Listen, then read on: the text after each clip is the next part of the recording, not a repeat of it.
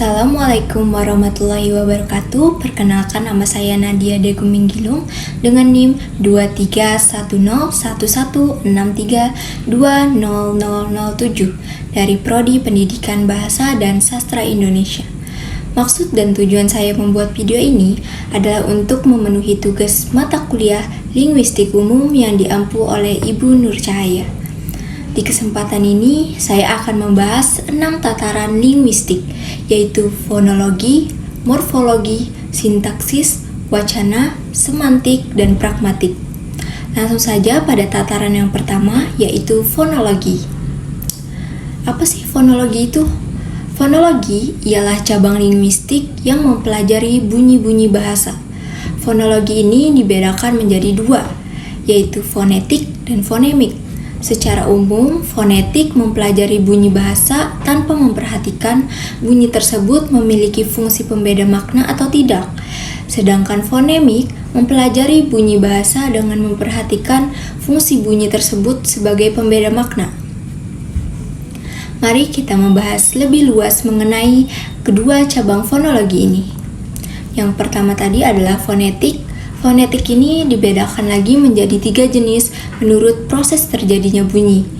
Yang pertama ada artikulatoris, yang mempelajari bagaimana mekanisme alat bicara manusia menghasilkan bunyi bahasa. Yang kedua ada akustik, yang mempelajari bunyi bahasa sebagai fenomena alam. Yang ketiga ada audiotoris, yang mempelajari mekanisme penerimaan bunyi bahasa oleh telinga kita. Contoh fonetik seperti bunyi i pada kata intan, angin, dan batik. Itu tidak sama, bukan? Lalu apa saja sih yang mempengaruhi fonetik ini?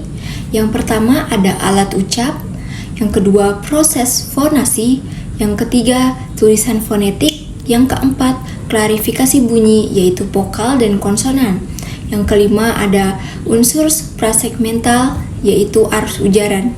Ya, dan keenam ada silabel yang merupakan satuan ritmis dalam suatu arus ujaran. Lanjut ke fonemik. Objek penelitian fonemik adalah fonem, yakni bunyi bahasa yang berfungsi membedakan makna kata. Misalnya bunyi-bunyi A pada kata lancar, laba, dan lain. Jika bunyi itu membedakan makna, maka disebut fonem. Dan jika tidak, maka disebut bukan fonem. Lanjut ke tataran yang kedua, yaitu morfologi. Morfologi merupakan cabang linguistik yang mempelajari bentuk kata, perubahan kata, dan dampak perubahan terhadap arti. Morfologi ini dikelompokkan menjadi 4, yaitu pertama ada morfem yang merupakan unit terkecil dari bahasa yang memiliki makna. Ada 5 jenis morfem. Yang pertama morfem bebas dan terikat. Contohnya saya merupakan morfem bebas karena bisa berdiri sendiri, sedangkan ber adalah morfem terikat karena harus ditambahkan morfem lain seperti teduh menjadi berteduh. Yang kedua ada morfem utuh dan terbagi. Contohnya kursi merupakan morfem utuh dan ke atau an merupakan morfem terbagi. Yang ketiga ada morfem segmental dan suprasegmental. Contohnya lihat merupakan morfem segmental karena berwujud bunyi, sedangkan suprasegmental hanya nada atau tekanan pada pengucapan.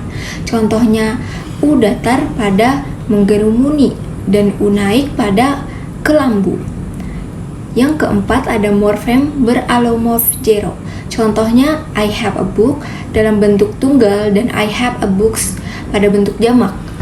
Yang kelima ada morfem bermakna leksikal dan tidak. Contohnya kuda yang merupakan leksikal dan kata me yang tidak leksikal.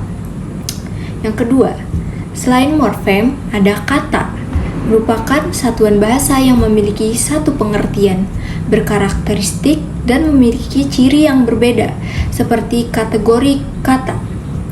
Contohnya adalah verba, adjektiva, adverbia, dan nomina. Yang ketiga ada proses morfemis yang merupakan proses pembentukan kata. Pembentukan kata ini terbagi lagi menjadi 5, yaitu aplikasi atau pembubuhan. Contohnya me tambah hibur menjadi menghibur.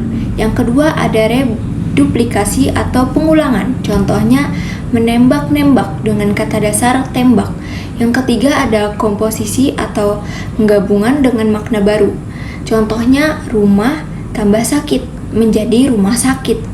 Yang keempat ada konversi atau pengubahan. Contohnya when bentuk lampau go, artinya sama-sama pergi. Yang kelima ada pemendekan. Contohnya sekolah dasar menjadi SD. Lanjut pada morfofonemis, yaitu perubahan wujud. Contohnya me tambah sikat menjadi menyikat. Lanjut pada tataran yang ketiga, yaitu sintaksis. Sintaksis adalah cabang linguistik yang mempelajari pembangunan kata menjadi kalimat. Sintaksis ini memiliki 3 struktur, yaitu fungsi seperti subjek, predikat, objek, keterangan, dan pelengkap. Yang kedua ada kategori seperti nomina, verba, adjektiva, adverbia, nominalia, preposisi, konjungsi, dan pronominal. Yang ketiga ada peran. Contohnya Dina melirik Agus. Dengan Dina sebagai subjek atau pelaku, melirik sebagai kategori, verba, dan Agus sebagai objek. Sintaksis juga memiliki 3 struktur bahasa. Yang pertama ada frasa, yaitu satu kata atau lebih yang tidak melebihi batas fungsinya. Contohnya, kakak saya sedang membaca buku horor di kamar. Kakak saya sebagai subjek sedang membaca sebagai predikat, buku horor sebagai objek, dan di kamar sebagai keterangan. Lanjutnya ada klausa, yaitu kelompok kata yang sekurang-kurangnya memiliki subjek dan predikat. Contohnya, ayah tidak jadi pergi karena hujan sangat lebat. Ayah tidak jadi pergi merupakan klausa karena ada subjek dan predikat. Lalu, hujan sangat lebat juga merupakan klausa. Yang ketiga ada kalimat, yaitu susunan kata-kata yang teratur. Contohnya, Bibi sedang memasak di dapur, sedangkan Paman duduk di teras depan. Mari kita lanjut ke tataran yang keempat, yaitu wacana. Wacana adalah cabang linguistik yang mempelajari unsur pembentukan ujaran seperti bunyi, morfem, kata, kalimat, dan lainnya. Wacana ini terbagi menjadi beberapa jenis. Yang pertama dilihat dari sudut pandang, yaitu wacana lisan dan wacana tulisan. Yang kedua ada wacana prosa dan wacana puisi yang dilihat dari penggunaan bahasanya. Selanjutnya ada wacana prosa dilihat dari penyampaian isinya. Ada wacana narasi yang isinya menceritakan. Ada wacana eksposisi yang berisi pemaparan, wacana persuasi yang berisi ajakan, dan wacana argumentasi. Lanjut pada tataran yang kelima, yaitu semantik. Semantik merupakan cabang linguistik yang mempelajari makna bahasa. Contohnya seperti kata meja yang bermakna sejenis perabotan rumah tangga atau kantor. Terdapat beberapa makna dalam semantik, antara lain pertama, makna leksikal, yaitu makna sebenarnya. Contohnya pensil. Pensil ini bermakna sejenis alat tulis yang terbuat dari kayu dan arang. Yang kedua ada makna gramatikal, yaitu makna yang berubah karena mengalami proses. Contohnya baju, melahirkan makna gramatikal mengenakan baju. Lalu ketiga ada makna kontekstual, yaitu makna pada konteks. Contohnya kepala, ada rambut di kepala ibu. Atau sebagai kepala sekolah ia harus tegas, itu memiliki makna yang berbeda, kan? Yang keempat ada makna referensi yang memiliki acuan pada dunia nyata.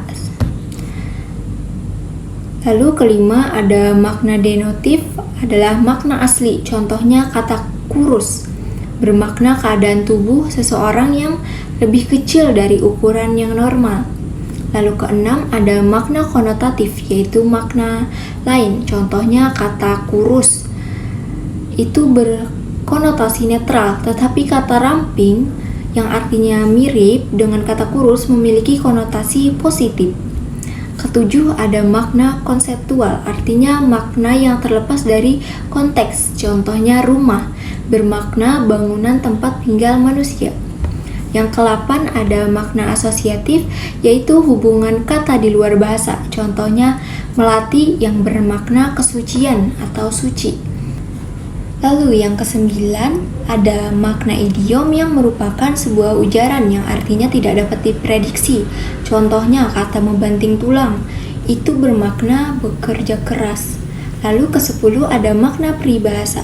Contohnya, tong kosong nyaring bunyinya, bermakna orang yang banyak cakap biasanya tidak berilmu. Selanjutnya ada relaksi makna di dalam semantik, seperti sinonim, antonim, polisme. Contohnya polisme ini kata kepala tadi, yang bisa jadi kepala sekolah, atau kepala surat, ataupun kepala kantor. Lalu ada homonim seperti kata hear, mendengar, dan kata hear, di sini. Lalu ada hiponim seperti kata burung. Burung ini kan ada burung merpati, elang, gagak, dan pipit, atau lainnya. Lalu ada ambiguity dan redundancy. Dan yang terakhir ada pragmatik. Pragmatik adalah cabang linguistik yang mempelajari bahasa, menyangkut seluk-beluk penggunaan bahasa dan fungsinya. Terdapat 3 jenis tindak tutur, yaitu yang pertama, tindak tutur lokusi. Contohnya, bencana terbesar di Tasikmalaya pada tahun 2010 adalah gempa bumi. Yang kedua, ada tindak tutur ilokasi.